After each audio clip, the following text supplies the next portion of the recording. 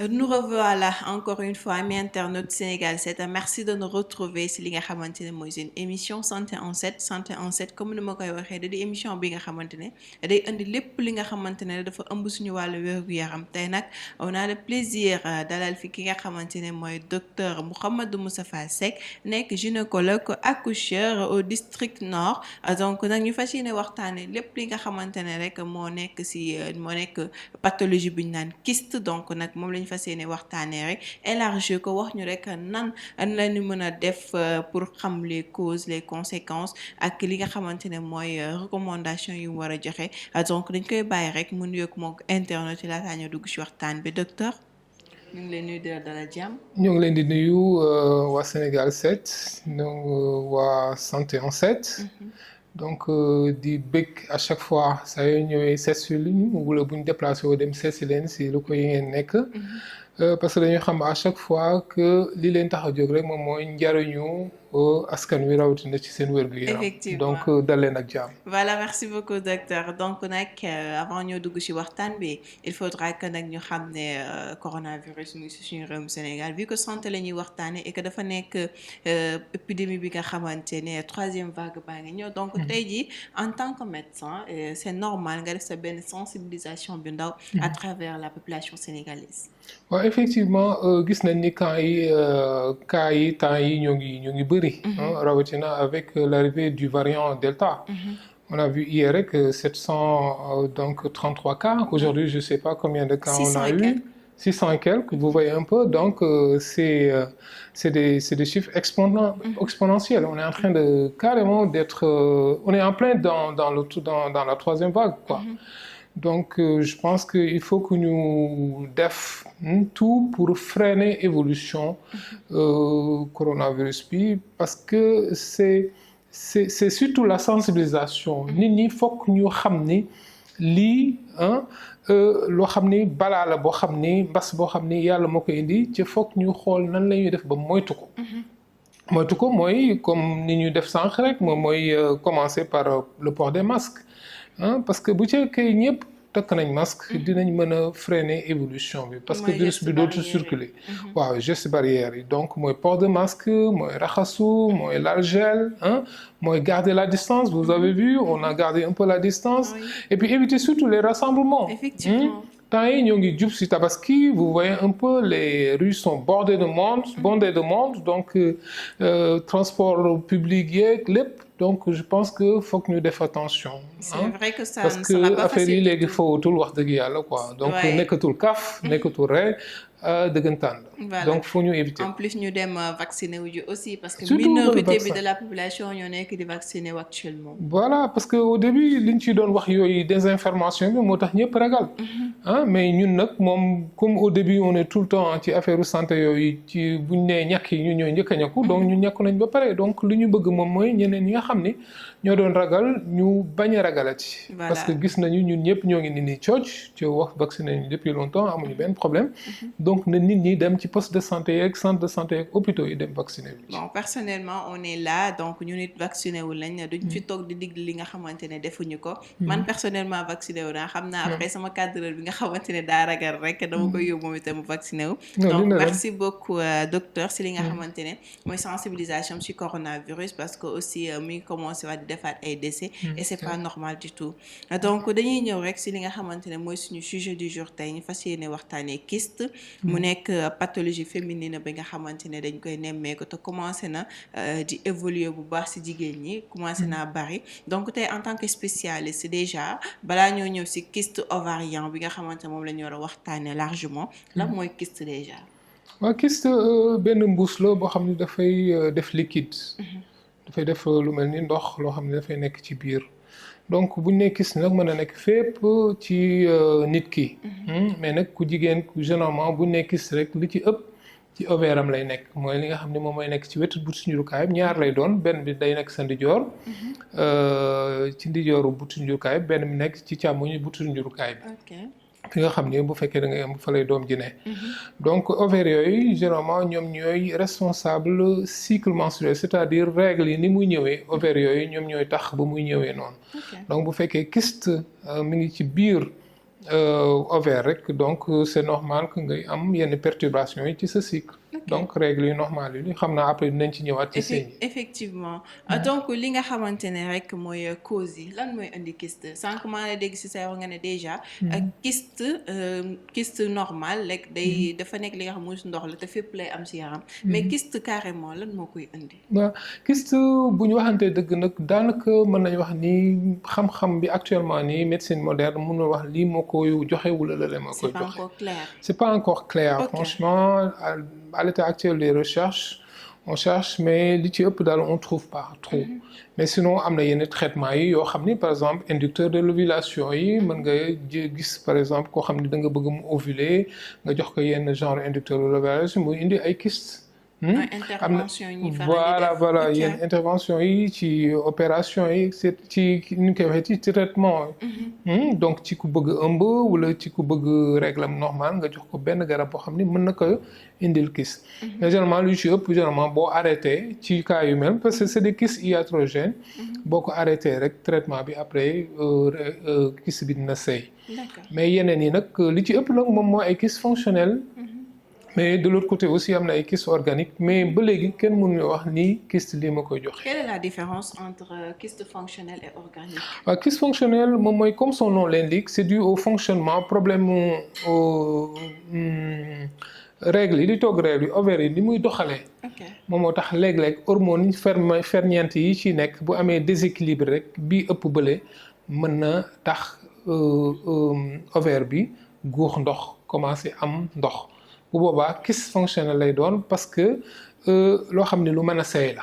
comme genre perturbation lay doon. voilà mais dina perturber cycle yi dina indi ay douleur bu fekkee dafa am yenn dimension yu mag yi mais la plupart du temps moom boo ko defee traitement ne serait-ce que 1 mois wala parfois sax boo traité wul boo toogee 1 mois 3 mois après boo contrôlé dañ naan ne kyste fonctionnel bi seey na fii kyste nekkatu fi.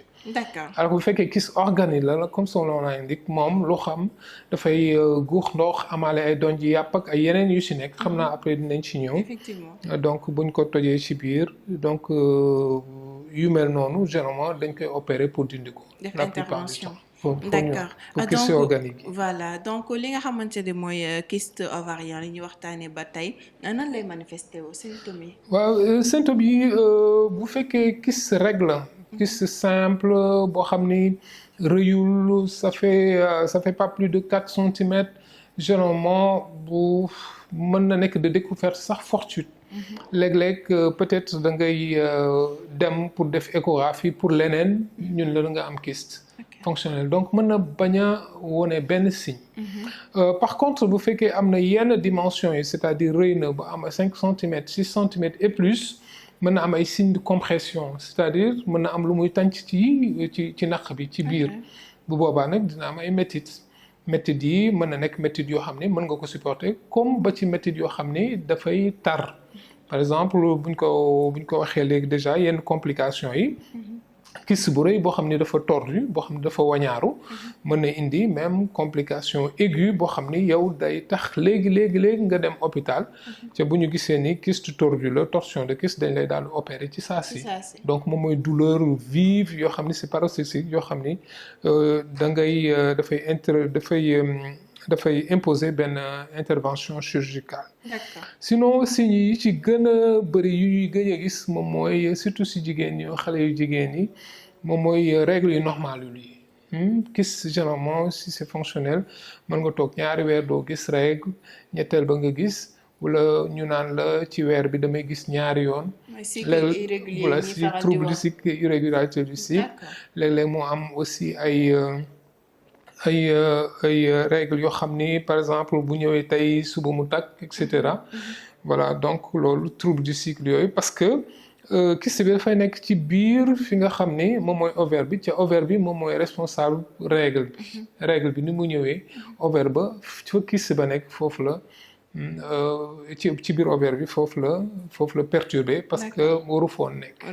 waaw pour ovaire bi mën a fonctionner normalement togg règle normalement. d'accord donc ci côté règle yooyu noonu. wax nga ni carrément perturbation irrégularité des règles des cycles menstruels mun na ko indi. waaye aussi est-ce que si irrégularité boobu noonu tey jii am na ñi nga xamante ne dañuy am règle cycle bi régulier 28 jours. mais bu ñu indisposé gis seen règle 5 jours bii di ñëw day doon 3 jours est-ce que loolu aussi comme kii la symptôme la. waaw symptôme la tout ce qui est irrégularité du cycle rek mën na nekk signe kyste. donc yeneen signes yi moom mooy surtout complication yi bi ma doon wax léegi. bon kyste bi mën na jékki-jékki rompre c'est-à-dire ci biir ovaire bi kyste bi mën na jékki-jékki toj fa quoi bu fekkee dafa toj bon facilement mën nga am ay douleur ay métit surtout ci côté droit bi bu fekkee ci côté droite bi la nekk wala naq bi ci suuf à gauche sa càmmoñ bu fekkee foofu la kyste ba nekk donc mën na nekk aussi rupture de kyste mën na nekk hémorragie intrakystique hémorragie boo xam ni deret bi moom dafay nekk ci biir kyste bi. d'accord donc loolu ay complications yoo xam ne dañuy gis mais la plupart du temps traitement yooyu dafay xaw a simple je pense que mën nañ jël sax chapitre traitement plus tard. pour yoo xam ne dinañ ko ci retrouver wu compliqué ci yooyu mais sinon maa ngi doon wax sànq pour douleur bi. mën na nekk douleur vive boo xam ni surtout ci kyste yu mag yi. kyste yu mag yi donc dafay évoluer. dafay évoluer. voilà am na yu bëri yoo xam ni dafay évoluer mais heureusement kyste yu ci bëri. yi gën a bëri moom kyste yu du évoluer quoi donc ay 3 centimètres lay nekk tout au plus 4 centimètres ensuite boo toogee 1 mois après wala 3 mois après boo defee contrôle mu normal mu sey. donc ça dépend si li nga xamante ne dimension ba mu toll. ça dépend si dimension bi ak voilà perturbation hormonale yi degré perturbation hormonale bon am na fu muy toll nag moom pratiquement kenn du ko mën a traiter parce que bu fekkee par exemple dem na ba ay 7 centimètres 8 centimètres yooyu pratiquement douleur yeeg yeneen signe compression yi moom mooy tax nga dem ci docteur bi bu boobaa bu seeni am na yenn complication yenn dimension yi daf lay proposer intervention chirurgicale. D'accord merci beaucoup donc nag mes chers internautes dañ leen di fàttali ba tey yéen a ngi seen émission santé en 7 ñu fas yéene waxtaane li nga xamante ne mooy kyste mais plus précisément kyste ovarien. donc docteur dañuy ñëw rek si li nga xamante ne mooy danger yu mu mën a indi jigéen. parce que nee nañ kyste kat bu fekkente ne am nga ko am na lu bëri li nga xamante ne mën na ko indi si ki nga xamante ne mooy ku jigéen ki. yan danger la. parce que en fait loo xam ni dafa war a normal. mooy ovaire bi te normalul. donc j'en profite sax pour wax ci beneen façon kyste bi mooy kyste organique bi. parce que kyste organique bi am na yeneen am na au moins ñetti façon wala ñeenti façon.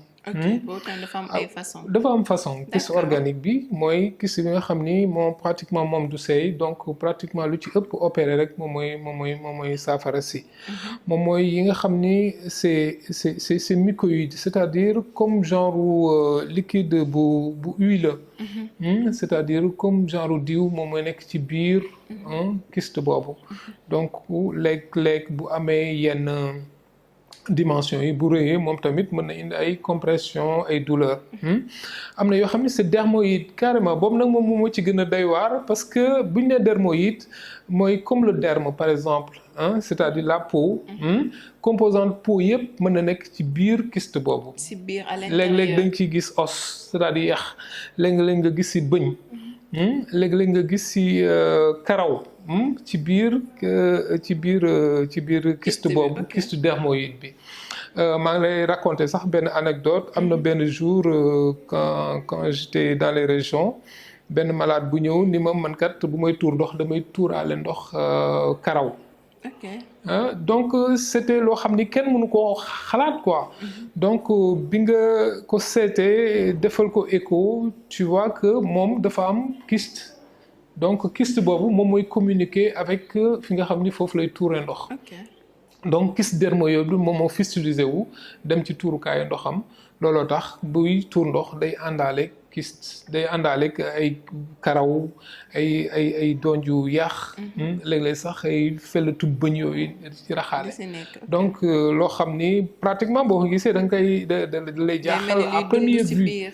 voilà dañ naan kii est-ce que du rab moo ko jàpp et cetera parce que di tuur ndox bay tuur ndox karaw lu mel noonu kenn réalités sénégalaises voilà kenn mënu ko xalaat sinon am na beneen façon kyste boo xam ni presque comme du sang coagulé c'est-à-dire deret bu way bu yàgg moom moo ci nekk un peu noir très noir sax goudron comme noir goudron moom mooy kyste endométriosique loolu aussi léeg-léeg dañ koy gis am na ñoo xam ne dañ koy dindi am na ñoo xam ne aussi buñ ko bàyyee noonu quelque temps mën na demal boppam bu fekkee rëyul yenn rëyaay yi donc pour ñëwaat ci sa question bi moom mooy yan njeexital yan complication le kyste mën a am kyste on peut dire que comme ovaire yi foog ñu normal pour nga mën a am ëmb donc li ci ëpp ñi indi maladie mën na am peut-être règle yu normalul parce que jigéen moom bala moo kontaan rek chaque mois mu gis règle am parce que bu toogee ñaari weer gisul règle elle est en train de se poser tout plein de questions est-ce que ëmb la et cetera bu fekkee da nga ko defal test ni ko du ëmb donc elle a envie de savoir ce qu'il y a derrière lan moo nekk ci ginnaaw lan moo tax. c'est normal aussi. voilà donc léeg-léeg sax mënul comprendre nga ni ko revient dans un mois ñëwaatal fii ak un mois peut-être dina sëy. wala ñëwaatal fii ak ñetti weer peut-être dina sëy. donc elle a envie tout de suite nga jox ko benn garab pour régulariser pour règle ñëw et cetera pour mu mën a kontaan. donc loolu moom mooy trouble du cycle. sinon aussi problème infertilité mooy ñi nga xam ni dañu bëgg a am doom par exemple ñu defal leen bilan gis ni dañu am kyste ñu mel noonu dañuy bëgg au moins traitement nga xam ni boo defee traitement kyste bi au moins dinañ mën a am chance pour am ëmb donc bu fekkee ñàkk am doom boobu wala taxawaay boobu leneen lalu ko lu dul kyste bi donc kooku aussi ay complications la donc tout en sachant que am na complications aiguës yi ma la doon wax moom mooy métit yu tar yi hémorragie yeeg yooyu yëpp tout en sachant que am na kyste yoo xam ne sax dañuy transformer en cancer heureusement que bëriwul kyste ovarien yoo xam ne dina transformer en cancer loolu aussi ci danger yi la donc li gën daal mooy boo demee bañ defal la écho ni la da nga war a def traitement donc da nga war a am suivi donc li gën moom mooy régulièrement ngay ñëw ci sa gynécologue wala sa sage-femme au moins mu lay xoolal kyste bi fan la toll. ndax mi ngi seey wala ndax mi ngi compliqué ndax aaja na traitement wala aajawul traitement ndax aaja na opéré wala aajawul opéré. d'accord docteur donc tey jii nii li ñu bëggoon a xam rek leneen mooy est-ce que tey jigéen war na toog à un certain moment toog ba règle am irrégularité wala mu toog ba am souci muy soog a dem naan day seeti li nga xamante ne mooy gynécologue parce que gis nañu ñu bëri farataaluñ ko aussi. waaw c'est vrai que du li gën man damay faral di wax sax ni la jàmm ju bëri boo ko yëgee sa yaram rek alarme la war a doon quoi. donc mais peut-être yàlla bëggewu ma nii quoi lan ma taxaw ma benn problème. donc li gën daal mooy xoddeeku bala ngaa lakkale c'est-à-dire même bu fekkee yëgu dara sa yaram nga dem ñu xool la. parce que léeg-léeg mën nga bañ a sentir dara sa yaram am lu nekk tuuti sa yaram loo xam ni mi ngi nekk ci biir nar lay indil complication plus tard. Par ricochet je vais juste donner benn exemple par exemple lu mel ni cancer du col. je donne juste un exemple comme ça cancer du col buy ñëw daanaka du yëglu. buy yëglu tamit dafay fekk nga dem saytu xool ak spéculum def UVA inspection à l'acide acétique inspection au Lugol pour xool ci biir butu njurukaay est-ce que col bi am na coppeeku wala amul soppeeku li ñu naan lésion précancéreuse. D'accord. Donc maa ngi barastiku tuuti foofu. parce que da ciy am importance même boo yëgul dara aussi. maa ngi doon wax sànq aussi pour ñëwaat ci suñu problème mu kyste bi cancer de l'ovaire cancer de l'ovaire pratiquement ça évolue à bas bruit c'est-à-dire doo ko yëg buy ñëw donc c'est important même boo yëgul dara sa yaram nga ñëw waxtaan ak sa sage-femme waxtaan ak sa gynécologue mu defal la ne serait-ce que un minimum de dépistage un minimum de check-up boo xam ne au moins yow boo demee sa kër di nga war a mën a tëdd nelaw. normalement. D'accord donc docteur li nga xamante ne rek mooy beneen question avant ñëw jeexal li nga xamante ne mooy suñu émission. mooy ñu ci bëri nee nañ bu ñu amee kyste bu ñuy sëy day metti. dañuy yëg ay douleurs aussi. waaw kooku mën na nekk douleur parce que en fait c'est ce qu'on appelle une dyspareunie profonde parce que ci biir ci wetu butu njurukaay bi ci la nekk donc bu fekkee sa borom kër dugg na ba ci biir mën na secouer tuuti kyste bi donc mën na ko yëngal tuuti voilà c'est juste à côté hein bon soriwul trop donc c'est quand même une dyspareunie balistique quoi c'est-à-dire ci biir une dyspareunie de présence donc mën na nekk loolu aussi mën na nekk leneen donc li gën mooy dans tous les cas bu yëgee dara lu mel noonu ñëw mooy waxtaan ak sage-femme wala gynécologue wala généraliste am. D'accord. Quelle est la différence entre kyste ak fibrome parce que nit ñi dañ koy jaawale le plus souvent. Voilà ñu bëri nag dañ koy jaawale mais en fait localisation du benn. Quand on dit fibrome utérin ci biir utérus bi la nekk fibrome dafay nekk ci biir butitu njurukaay bi. Butitu njurukaay bi fi nga xam ni bu fekkee da ngay ëmb fa lay doom ji di ne foofu lay fibrome bi di nekk. ce qu'on appelle un fibrome. li olof yi naan leket bi. voilà leket ca leket ba lay nekk. voilà alors que kyste moom ci wet gi lay nekk. ci wet gi. dafay am ñaari boule moom mooy naan ovaire. moom lañ naan généralement li nga xam ne moom mooy togg règle yi. donc dafay nekk côté gauche ñaar lay doon quoi benn bi sa càmmoñ benn bi sa ndijoor. mais ni comme ay baaraam yu samp. voilà ok. Voilà en fait loolu c'est surtout les pavillons et cetera parce que juste après pavillon yi ci la kii bi di nekk quoi ci la ovaire bi nekk nii quoi donc butu njurukaay bi dafay nekk nii trompe yi dafay nekk nii après butu njurukaay nekk nii voilà ovaire bi nekk nii ci wet yi quoi à droite à gauche. D'accord. C'est parfait. donc fibrome yi am na façon fibrome yu bëri fibrome sous-séreux fibrome sous-muqueux fibrome intramural en fonction localisation en fonction barab ba nga xam ni fa la fibrome ba nekk ci butitu njurukaay bi am na yoo xam ne dafay nekk juste ci kaw butitu njurukaay bi rek loolu ñu naan sous-séreux loolu moom généralement bu fekkee rëyul moom daanaka ajul di jënti waaw mais am na yoo xam ne bu nekkee ci biir butitu njurukaay bi nag fa nga xam ni fa la règle yi war a jaar jàll généralement daf lay indil ay saignements pendant les règles li naan ay ménorragie nga xam ne dañuy xëpp deret tout le temps bu ñuy gis règle ay lumbu deret ñooñu bon foog ñu saytu leen jéem a xool nu ñuy def sinon bu fekkee nag ci épaisseur fibrome muscle utérus bi fa la nekk généralement bu fekkee amul yenn dimension yu rëyul aussi mën na la bañ a indil benn gàllankoor peut-être mu am yenn complications yi xam naa beneen yoon bu jëlee benn sujet carrément uniquement fibrome xam naa dinañ mën a xuus bu baax a baax ba ca biir a biir incha allah ñi ñëw si traitement bi ak recommandation bu kyste ovarien voilà comme la ma ko junjoon sànq rek ci njëlbeenu waxtaan wi kyste yu ci bëri alhamdulilah dans plus de 80% 70% des cas bu fekkee da ngay jël fukki kyste daanaka juróom-ñaar yëpp ajul traité parce que kyste fonctionnel la te weer wa ca topp wala ñetti weer ya ca topp daanaka boo defaatee contrôle écho dootoo fa fekkaat. fekk yaa ngi suivre bu baax. voilà bien sûr foog nga suivre ko ah. dooni docteur Seck voilà nee na ma kyste rek donc dem naa sama yoon. et cetera donc foog nga ñëwaat. ordonnance après nga foog nga c'est fini foog mu gisaat la looloo tax ñaare. ñun saa yoo ñëwee suñ consultation yi rek dañ naan la rendez-vous bis sàngam wala dans le boo gisee règle ba set et cetera donc foog ñu def tout pour doo ñu rëcc. donc loolu mooy kyste simple yi mooy kyste fonctionnel simple donc bu fekkee nag kyste fonctionnel boobu ndox a nekk ci biir séeréer la mais dafa am yenn dimension yi ba lay indil yenn méthode yi wala muy comprimé par exemple fi say saw di tur ndox bi di jaar wala fi nga xam ni ci ginnaaw la fi la dem douche bi di jaar bu boobaa dañuy soxla au moins traitement boo xam ni au moins dina nekk traitement adapté mën na nekk chirurgie ginnaaw ba nga xam ni bañ ko joxee ay garab yoo xam ni au moins méthode bi dina wàññeeku bu baax mën na nekk ñaari xeetu chirurgie par exemple mën na nekk chirurgie boo xam ni da ngay ubbi comme par exemple koy def césarienne pour génne doom kooku mooy chirurgie à ciel ouvert mën na nekk aussi celluliochirurgie boo xam ne daanaka ay bën-bën rek ngay def ñaari bën-bën wala ñetti bën-bën yebal ay instruments yu ndaw ak ay jumtukaay yu ndaw ak ay caméra yu ndaw yoo xam ne dañuy dem ba ci biir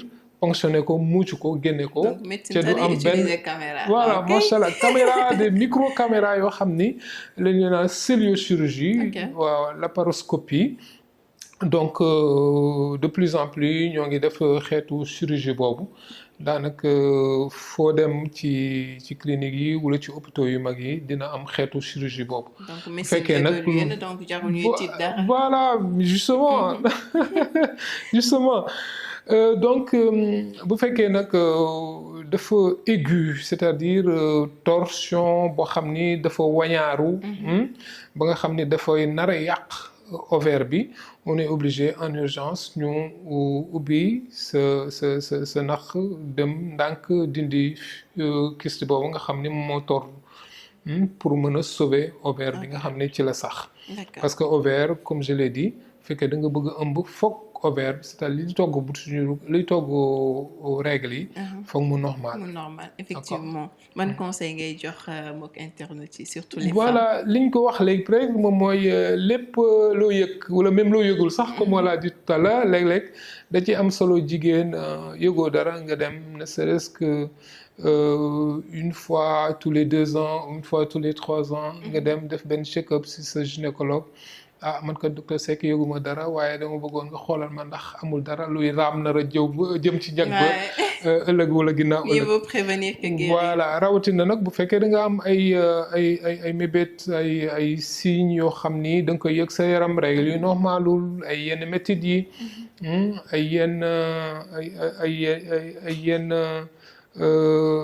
par exemple ñàkk am doom yeeg leneen ak leneen donc c'est des raisons supplémentaires yoo xam ne dafa la war a pousser nga ñëw en consultation gynéco bu boobaa lépp li ci war rek nañ ko def bu fekkee kyste la ñu wax la ban genre kyste la ak nuñ koy toppee. D'accord. fekkee leneen la tamit ñu wax la nuñ koy toppee. voilà c'est génial mes chers internautes lii moo nekkoon li nga xamante mooy seen émission santé en 7 pour vous rappeler ñu ngi dalaloon ki nga xamante ne mooy docteur Mouhamadou Moustapha Seck nekk gynécologue accoucheur au district nord donc nag gis ngeen li nga xamante ne faram-fàcce na ko si kyste joxe différentes kii nga xamante ne particularité yu mu am joxe aussi différence bu mu am ak fibrome donc vraiment kontaan nañu di la dalalaat ci suñu li nga xamante mooy suñu plateau di la bàyyi nga tàggatoo.